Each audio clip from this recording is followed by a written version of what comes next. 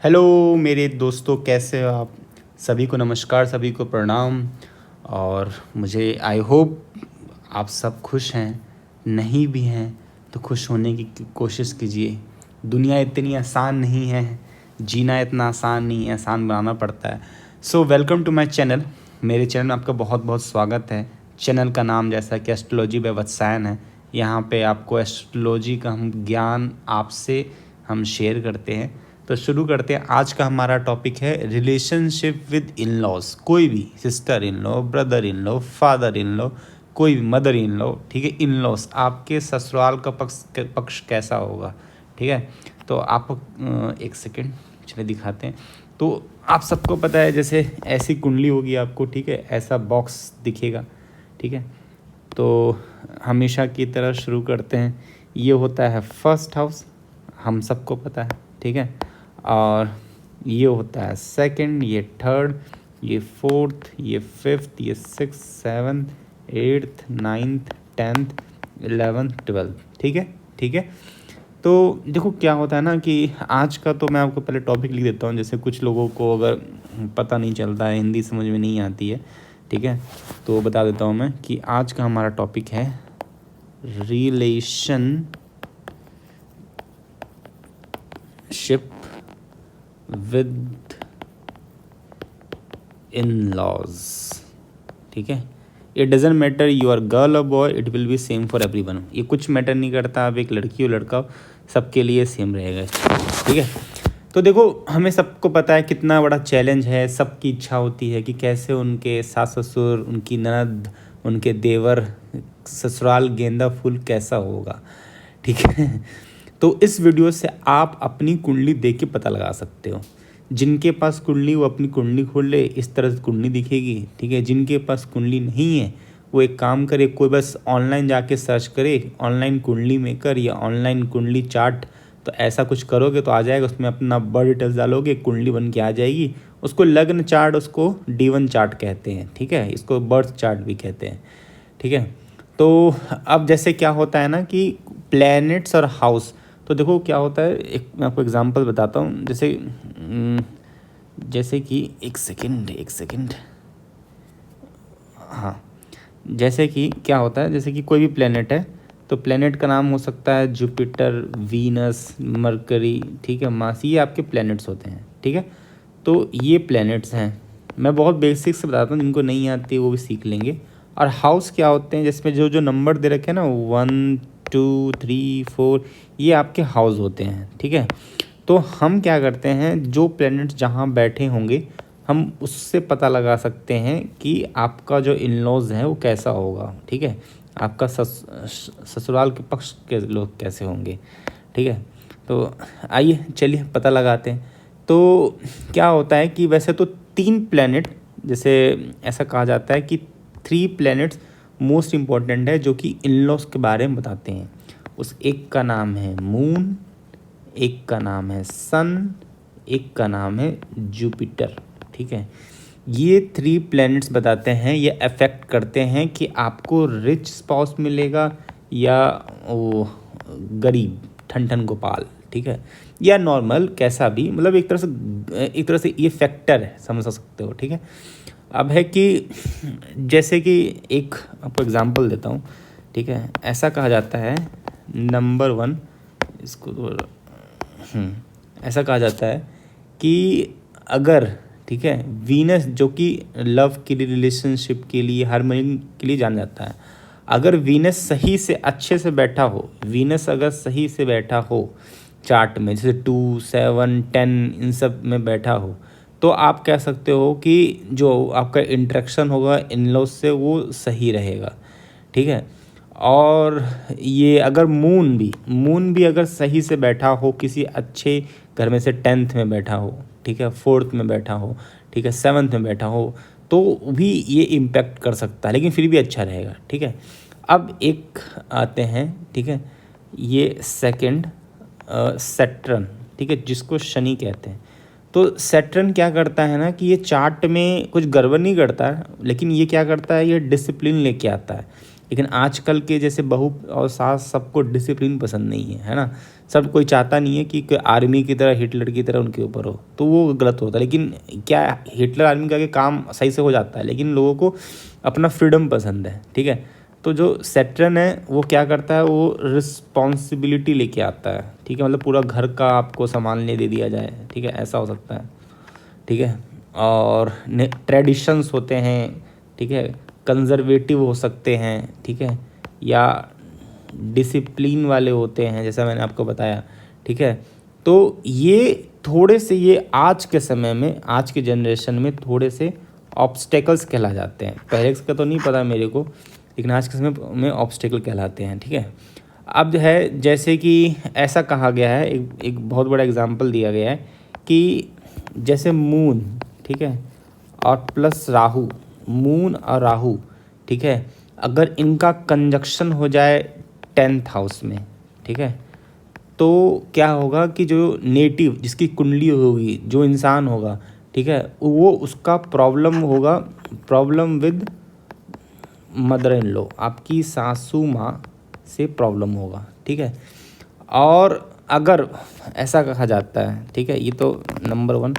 Number 2, अगर ऐसा कहा जाता है कि अगर जो 4th हाउस का जो लॉर्ड है, जो 4th हाउस का लॉर्ड है, ठीक है, अगर वो अच्छे पोजीशन पे नहीं बैठा हो, ठीक है, तो भी डिस्कम्फर्ट आता है शादी के बाद आपके घर में, ठीक है, इन लॉज की वजह से।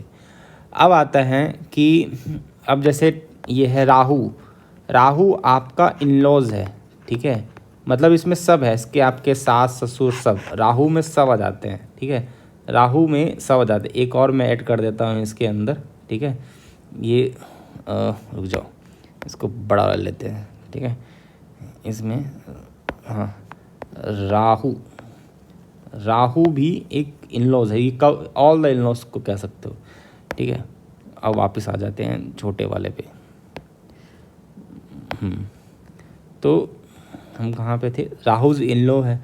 अब राहु क्या है कि अगर जो राहु का पोजीशन बहुत मैटर करता है, अगर फर्स्ट हाउस में है, मान लो राहु जो है इसमें है, तो ऐसा कहा जाता है कि अगर आप अपने सास ससुर की सेवा करोगे तो आपका शादी सही रहेगा, आपके पास पैसे भी रहेंगे, दिमाग भी सही रहेगा और कुछ गड़बड़ नहीं होगी, ठीक है, ऐसा कहा जाता है और देखा भी जाता है, ठीक है। अब है कि इसमें कि अगर राहु अगर सही से नहीं बैठा तो केतु भी सही से नहीं बैठा होगा, तो दिक्कत दे देगा, ठीक है।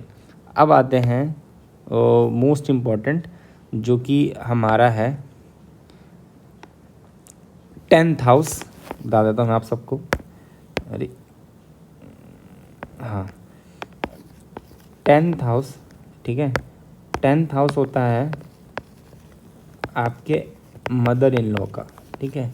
और ज़्यादातर लड़कियां मुझे मेल और कमेंट्स सिर्फ मदर इन लॉ के लिए ही करती, पता नहीं क्यों सब परेशान होती हैं, जबकि मदर इन लॉ भी एक माँ है एक बेटे के लिए, और आप भी किसी की बेटी, लेकिन फिर भी क्वेश्चन इसके आते चलो कि मेरा काम तो बताना है, नॉलेज शेयर करना है, तो मैं तो कर देता हूँ।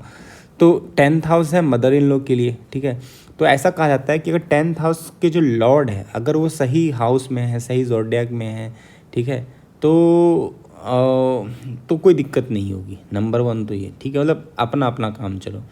लेकिन ठीक है, अगर 10th हाउस के लॉर्ड, ऐसा कहा गया है कि 10th हाउस के लॉर्ड जो है सेम हाउस में हो, ठीक है, ओन हाउस में हो, ठीक है, तो इसमें क्या होगा कि जो आपकी मदर इन लॉ होगी वो थोड़ी कमांडिंग नेचर की होंगी, ठीक है। फिर ऐसा कहा जाता है कि जो मून है, ठीक है, अगर चंद्रमा 10th हाउस में आ जाए तो केयरिंग होंगी, माँ की तरह आपको प्रेम करेंगी, ठीक है। और ऐसा कहा जाता है कि अगर चंद्रमा सही से नहीं बैठा है और चंद्रमा का रिलेशन 6, 8th, 12th, 11th हो जाए तो दिक्कत हो सकती है, ठीक है। फिर थर्ड है कि जो केतु है, ठीक है, अगर केतु अगर 10th में आ जाता है, ठीक है, तो ये क्या होता है, आपकी जो मदर इन लॉ स्टबॉर्न, मतलब थोड़ी सी गुस्सैल चिड़चिड़ी स्वभाव की हो सकती हैं, ठीक है। फोर्थ, अगर सन हो जाए, ठीक है, 10th हाउस में, तो ऐसा कह सकते हैं कि आपकी जो मदर इन लॉ है उनकी ही बात चलती है, वो घर की हेड ऑफ़ द फैमिली होती हैं, ठीक है।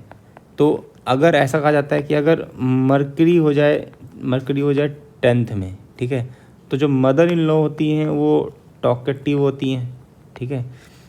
क्या होती हैं? एक सेकेंड, एक सेकेंड गलत लिख दिया, 1 सेकेंड, हाँ, टॉकेटिव होते हैं, ठीक है। और ऐसा कहा जाता है कि अगर 10th हाउस के जो लॉर्ड अगर मार्स हो, ठीक है, और तो उनकी जो मदर इन लॉ होती है उनका नेचर थोड़ा रफ हो सकता है, सेल्फिश हो सकता है, ठीक है, थोड़ा डिमांडिंग हो सकती हैं, ठीक है। और अगर पॉजिटिव हो, मतलब अच्छा हो, एक्साइटेड में हो, तो मदर इन लॉ इसके साथ वेरी हेल्पफुल हो सकती हैं, ठीक है।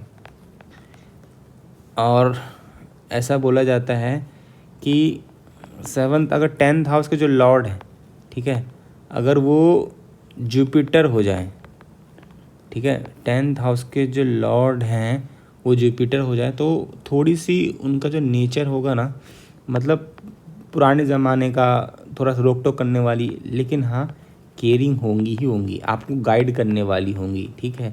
पूजा पाठ इन सब में भी हो सकता है, लेकिन कभी कभी आप लोग क्या चिपकू हो रही हैं, ऐसा भी हो सकता है, ठीक है। फिर ऐसा कहते हैं कि अगर राहु आ जाए 10th में, ठीक है, तो समझो कि आपकी जो मदर इन लॉ है वो कनिंग, तेज, ठीक है, ट्रिकी भी हो सकती हैं, चालाक हो सकती हैं, इरिटेटिंग हो सकती हैं, ठीक है, हमेशा आप में एरर फाइंड करने वाली हो सकती हैं, ठीक है।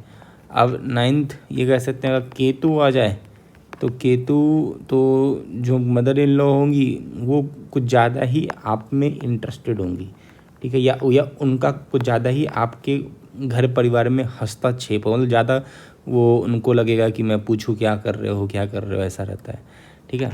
फिर ऐसा कहते हैं कि 7th हाउस के जो लॉर्ड हैं, ठीक है, 7th हाउस के जो लॉर्ड हैं अगर वो सही से 2nd हाउस में बैठे हुए हैं, ठीक है, या 11th में या 9th में, ठीक है, और इनके साथ इनका ना कॉम्बिनेशन सही है, ठीक है।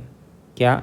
अब मैंने बताया आपको कि अगर 7th का 2nd हाउस, 11th हाउस या 9th हाउस से कॉम्बिनेशन सही है तो आपको क्या मिलेंगे?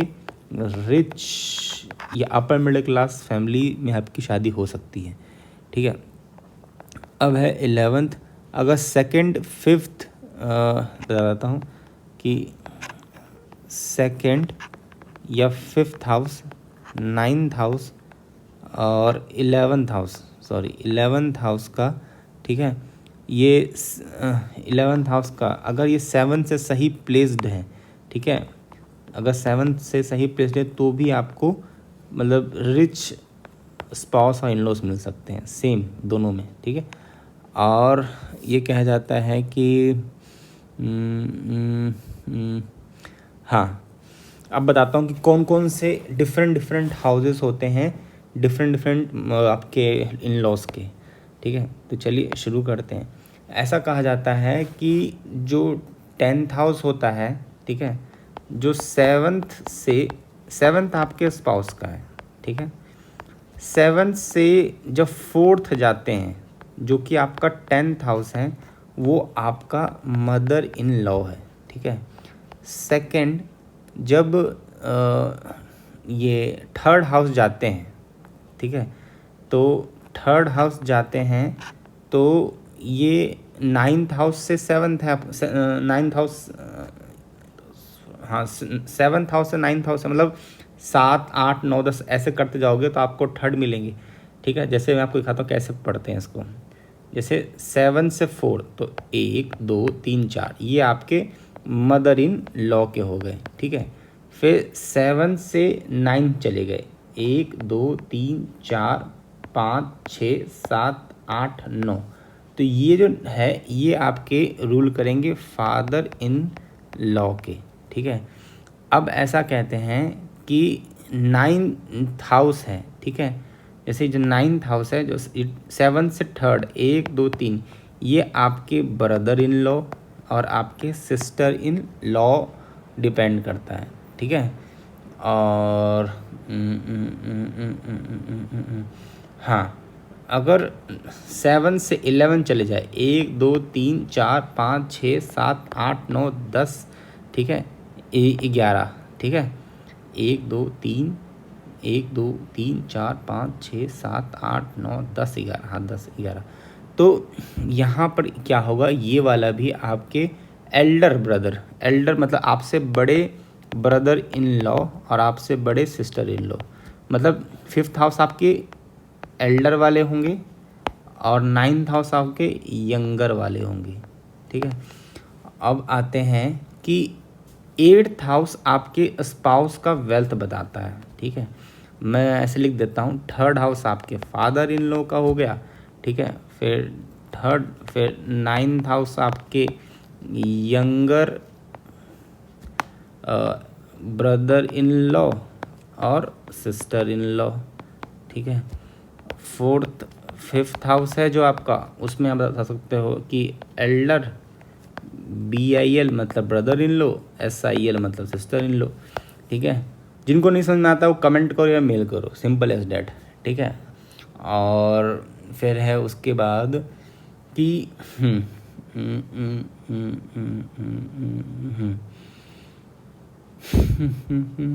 और क्या हो सकता है,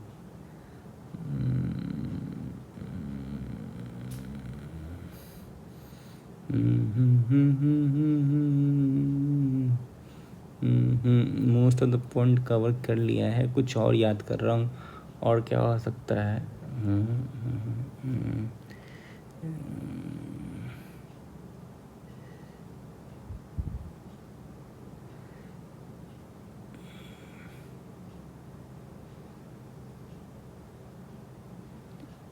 वैसे तो जो 8th हाउस होता है वो आपके स्पाउस का मतलब वो स्पाउस वेल्थ बता देता है वैसे तो चलिए, ये था आज का हमारा relationship with your in laws. अगर आपको कोई टॉपिक चाहिए जिस पे मैं वीडियो बनाऊं तो प्लीज़ कमेंट, है ना, हमेशा की तरह कमेंट करें। कमेंट नहीं कर सकते हैं तो मेल करें, ठीक है। कोई पूछना हो, कंसल्टेशन लेना हो तो आप इस चीज़ पर, इस vatsayan9@gmail.com पर ये मेल कर सकते हैं अपनी कोई query. So I will try to short it out, ठीक है। और नहीं तो आप कमेंट करें, जैसे ही मेरे पास टाइम मिलेगा, so what I will do, I will try to reply you, okay. और as always what I say to my friends, क्या बोलता हूँ, याद है ना, give love, take love, God is there, believe on God, he will give you everything, not today not tomorrow but one day surely. Don't get disheartened, life is worth living. कभी भी नाराज़ नहीं होना, कभी निराश नहीं होना और कभी कोई गलत स्टेप नहीं लेना, हमेशा खुश रहना है, ठीक है। चलो चलो मेरे साथियों, और मेरे YouTube पे जाओ, बहुत सारे वीडियोज़ हैं, वो देखो, आपको बहुत ज्ञान मिलेगा, अच्छा मिलेगा, ठीक है। थैंक यू सो मच, और don't forget to like this video, subscribe my channel and tap the bell icon, ठीक है। थैंक यू सो मच, धन्यवाद आपका, भगवान सबको खुश रखे।